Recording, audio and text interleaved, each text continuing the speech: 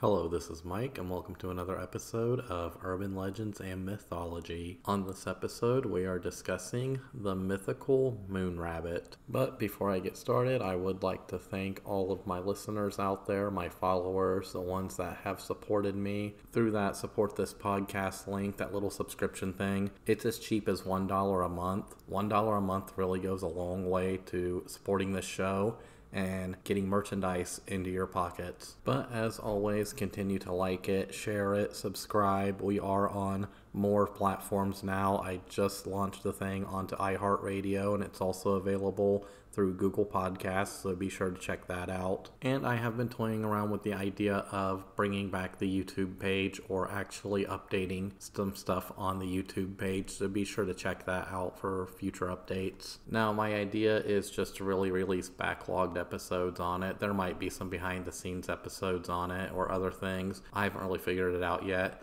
I'm just toying with getting back into it. But without further ado, let's take a sip of this delicious New Belgium Voodoo Ranger Juice Force IPA.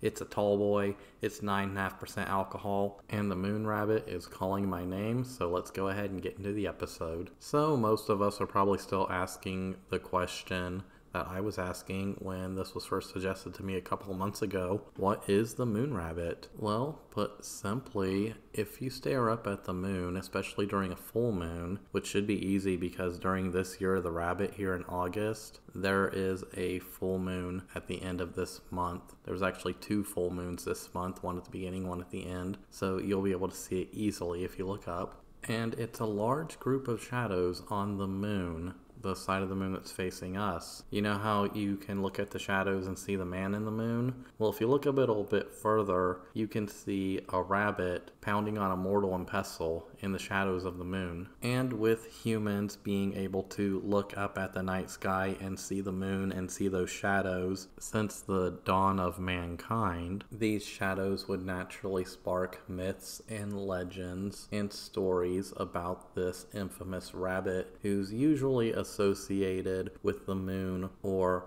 with goddesses and deities, since humans have been worshipping the moon and the deities associated with it since the dawn of humanity. Now, it's funny because this folklore, it really shows up in 2 regions of the world, in Asia and then in Native American cultures.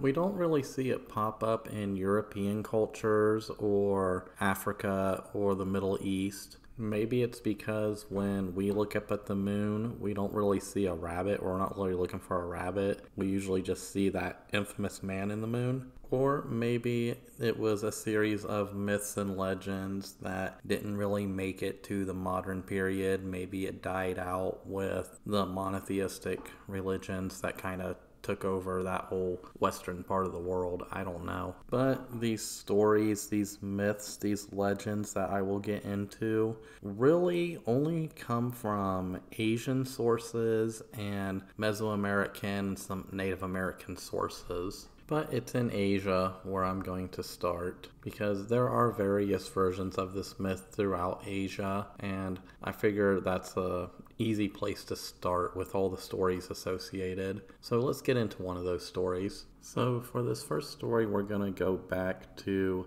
China during the Warring States period. This was a time in what we know as China today was divided into a series of states, hence the Warring States period.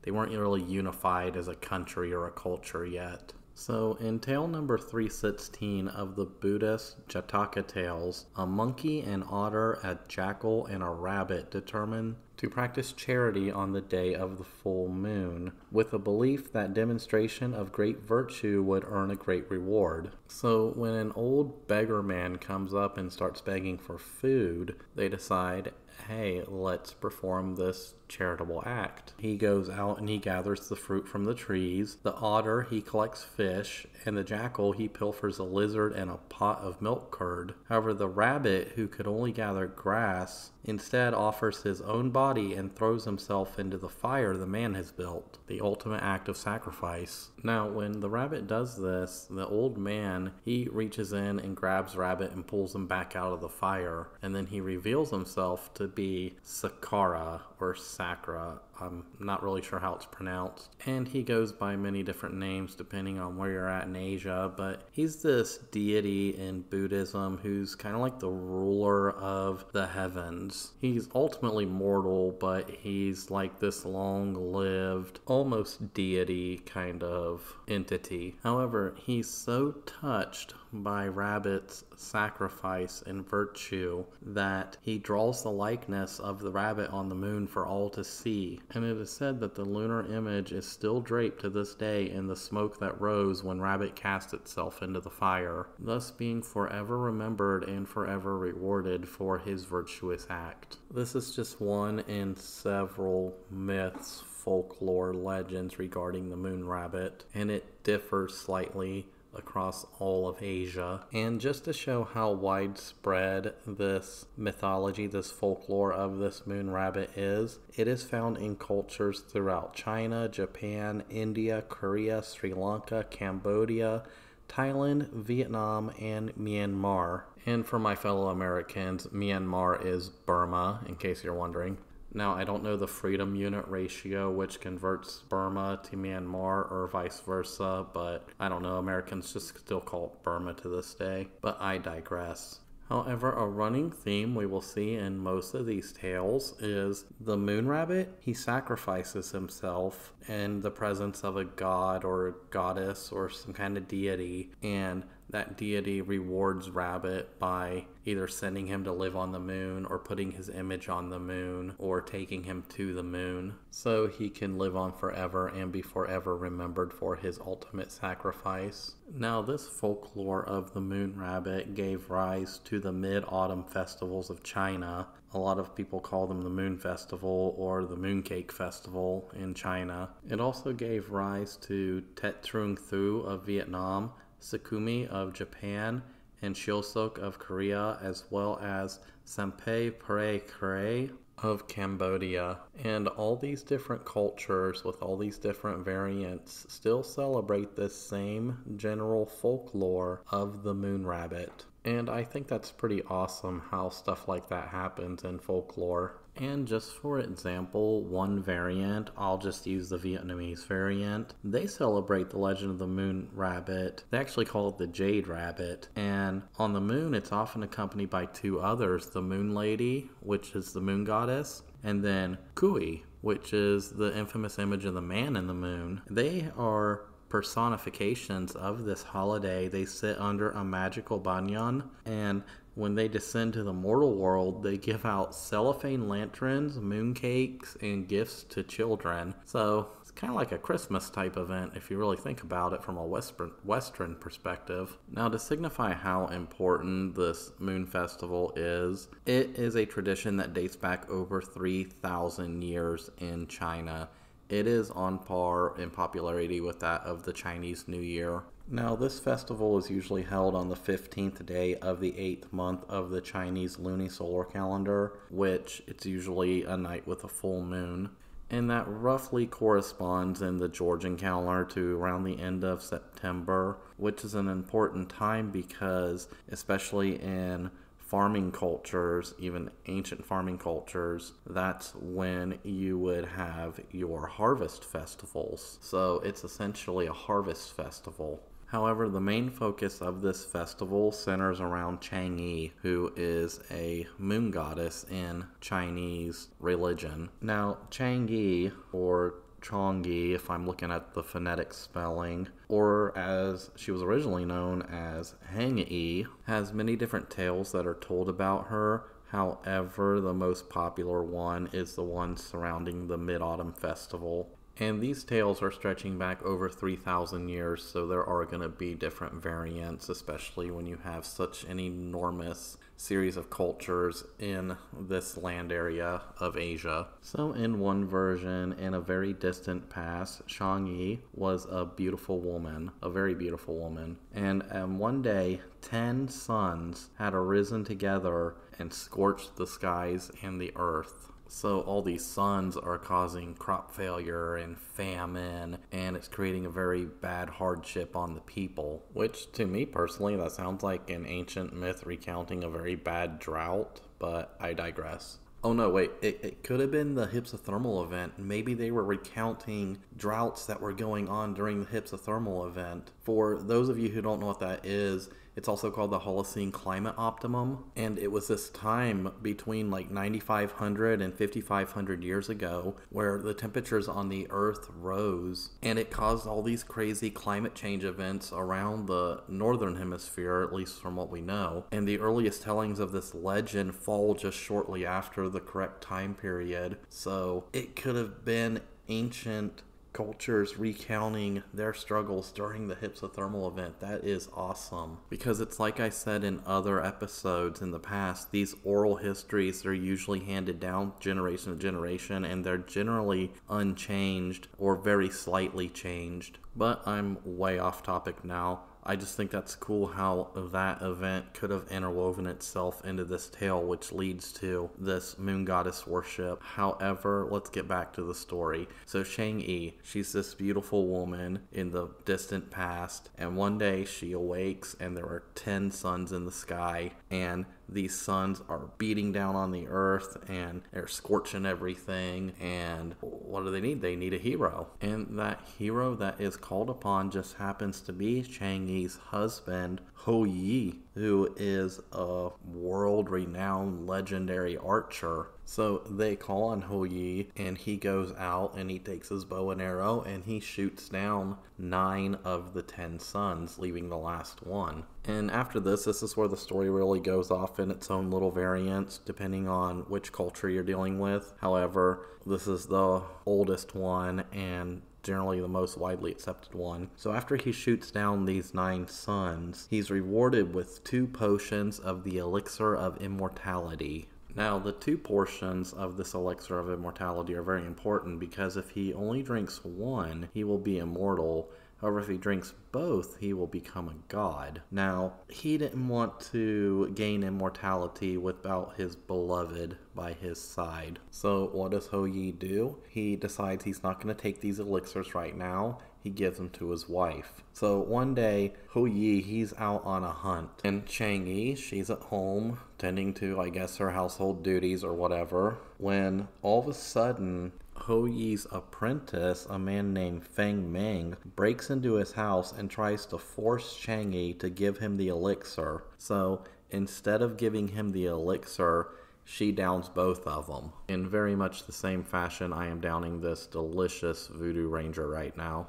However, she's now an immortal goddess, and she can no longer live on Earth with her beloved Ho Yi. And furthermore, she does not want to live up in the heavens with the other gods, because she wants to be close to her love. So Shang-Yi flies to the moon and chooses that to be her immortal residence. Now, when Ho Yi discovers what had transpired, he feels responsible. He feels so much guilt for what happened to Shang-Yi. So he goes back into the house and he grabs all of Shang-Yi's fruits and cakes that she loved to eat so much. And he goes out and he builds this little shrine to kind of worship her, because she's a god now. Now, in the oldest version of the story, he displays it all and then he kills himself. In later versions of the story and other variants, he lives out the remainder of his life as a mortal and usually generally dies shortly after the events of the story. Now, you're probably asking yourself right now, what the hell does this have to do with the moon rabbit? Sure, she's the goddess of the moon, but where does the rabbit come into the story? And I asked myself that too until I found another story which refers to the rabbit as the jade rabbit, and this also explains why the rabbit is pounding on a mortal and pestle. And that story goes like this. So in a lot of these stories I found, the elixir of immortality plays a large role in them, and it plays a large role in this story. Now, I'm not 100% sure if this applies to all the deities in this religion, but the general gist I get is in order for them to stay immortal, they need to consume this elixir of immortality, and I guess they need to consume it over and over again. This is where the rabbit comes into play. So the Jade Emperor, he's like the big sky daddy. He's kind of like the ruler of the heavens. If you're comparing it to, like, let's say Greek mythology, he's Zeus. If you're comparing it to Roman mythology, he's Jupiter. He's the big sky daddy. So the Jade Emperor, he's sitting there one day on his throne, and he realizes that he needs someone to create this elixir of immortality. He can't trust another god to do it because that god might hoard it for himself, and he can't trust a human to do it because humans are corruptible, and we don't even want to go down that path of what a human would do if they had immortality potion. So he decides, why don't I get an animal to do it? So he's going to go down to Earth, and he's going to test 3 different animals to find out which one is the most virtuous and which one is the one he's going to trust to create the elixir of life. So he goes down to Earth, and he disguises himself as a poor beggar, and he comes across monkey, fox, and rabbit.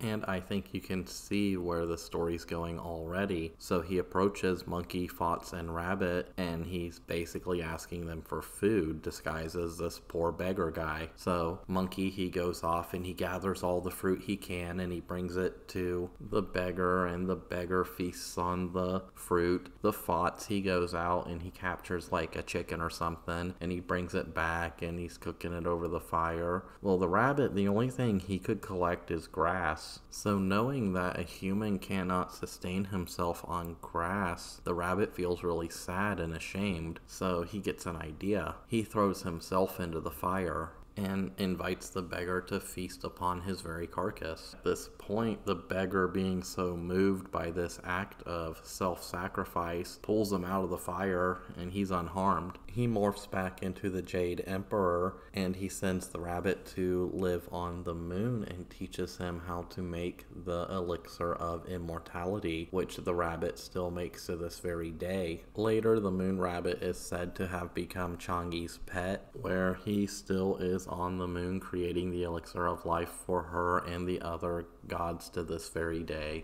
Now, in other cultures like Japan, Korea, for example, it's said that he's pounding out rice cakes in that mortar and pestle. I don't really know where that variant comes from. I've tried researching it, but it just cycles back. My best guess is, since this moon festival is also kind of associated with harvest time, and since the staple food in Asia has always traditionally been rice, it probably has something to do with that. Now, one thing that's very fascinating about this is it all kind of centers around the idea of moon worship. And that's not really uncommon. There are hundreds, if not thousands, of different moon deities on the planet, and that goes back all the way into some of the earliest human traditions. And that makes sense because, especially in the case of women in our species, the ovulation and menstruation cycles, sorry to my 72% male audience that has to hear this, those cycles are lunar cyclic,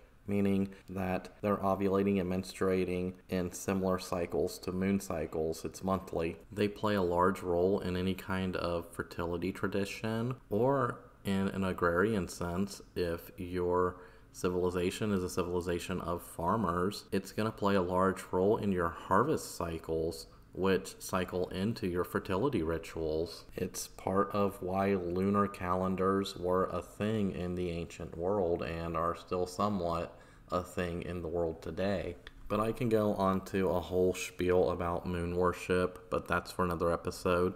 So let's get back to the subject at hand. So basically that sums up the kind of, let's just say, rough majority of a lot of these East Asian kind of stories surrounding the moon rabbit. Now, I didn't deep dive into every single rabbit hole, pun totally intended, but that, at least in a general sense, kind of sums up the folklore in surrounding the moon rabbit in those East Asian cultures. And to be honest, there's really less of it than I thought, because it seems like it's just the same general story being told over and over again with different little localized twists on the narrative depending on who's telling the story. So next we're actually going to shift from Asia to the Americas and look into some of the Native American accounts of the moon rabbit. So let's start with the Maya. So for context, in the traditional Mayan religion, the moon is always depicted to be a female, and the different phases of the moon are perceived to correspond with the different stages of a female's life. Also associated with sexuality, procreation, fertility, and growth, not only in human beings but also in vegetation and crops. She's also the goddess of disease, and she is very closely and specifically associated with water,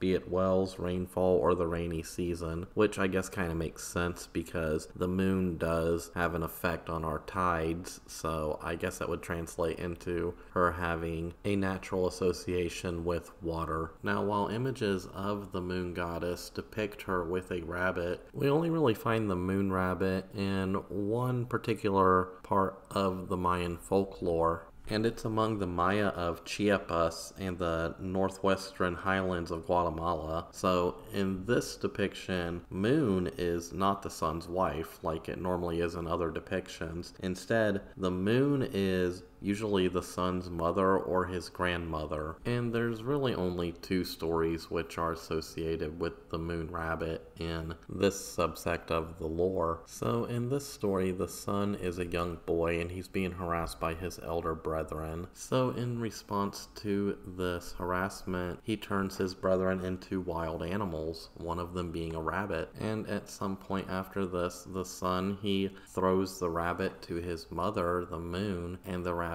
remains there to this day. Another story tells the tale that the sun, he's looking down on his beautiful maize field and he sees this resurgence of vegetation, jungle vegetation. And he looks down and he sees that a rabbit is responsible for this resurgence of this jungle vegetation over his beautiful maize field. So in order to prevent this from happening, the sun catches the rabbit and he hands it off to his mother, the moon, and the rabbit basically becomes her pet and is with her till this very day. And then let's go a little further north into central Mexico and an Aztec legend about the god Quetzalcoatl, who was then living on Earth as a human. So he starts out on this journey, and after walking for a long time, he becomes hungry and tired. So with no food or water around, he thought he would die. Then he sees a rabbit grazing on the grass nearby, and the rabbit offers herself as food to save his life. Quetzalcoatl, moved by the rabbit's noble offering, elevated her to the moon, then lowered her back to Earth and told her, "You may be just a rabbit, but everyone will remember you. There is your image in light for all people and for all times." Now I want to stop there for a second, because that is the exact same story we hear time and time again in the Asian folklore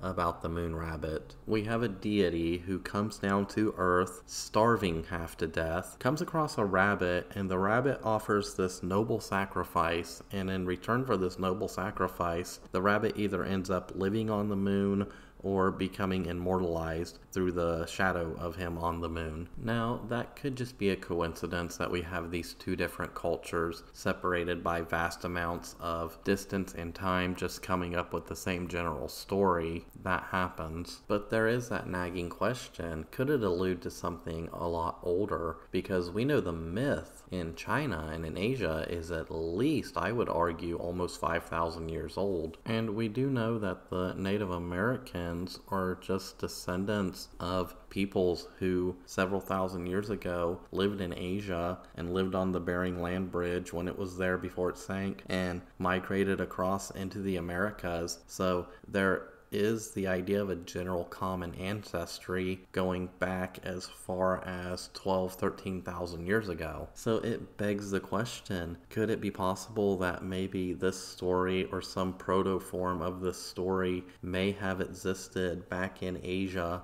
amongst the common ancestors of these people who eventually spread out throughout Asia and throughout the Americas? Or is it just a coincidence? Now, a lot of people might say, no, you need more evidence than it just showing up in one Mesoamerican culture. It's just a coincidence. And while that is a perfectly valid opinion and it is fair and I can't really poke too many holes into it, we have seen through some of the previous episodes on the show that sometimes the oral history stretch back a lot further than we think. And usually the oral histories can be a little bit better at preserving the past as opposed to other means. So I like to throw out the possibility that this story goes further back than we believe, all the way back to maybe some of the earliest humans to migrate into Asia, who would later migrate down through Asia and through the Americas. And personally, I don't think a super ancient mythology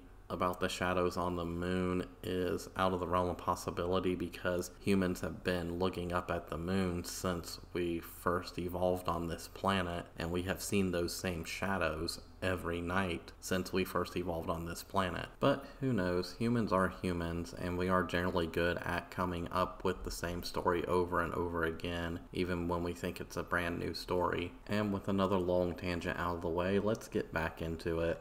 So back to Mesoamerica, there's actually another Mesoamerican legend that tells of the brave and noble sacrifice of Nahuhutzin during the creation of the fifth sun. He was humble and he sacrificed himself in the fire to become the new sun. However, the wealthy god Tequetzalcoatl hesitated 4 times before he finally set himself alight to become the moon. Now, due to his cowardice, the deities felt that the moon should not be as bright as the sun, so one of the deities threw a rabbit at his face to diminish his light. And that rabbit's shadow is still there, diminishing the light of the moon. And there is one final story I would like to tell about the moon rabbit, because this one's very interesting. It doesn't involve gods or goddesses or humans at all. It's an old Cree legend from here in like northwestern United States, western Canada kinda. So in this story, a young rabbit, he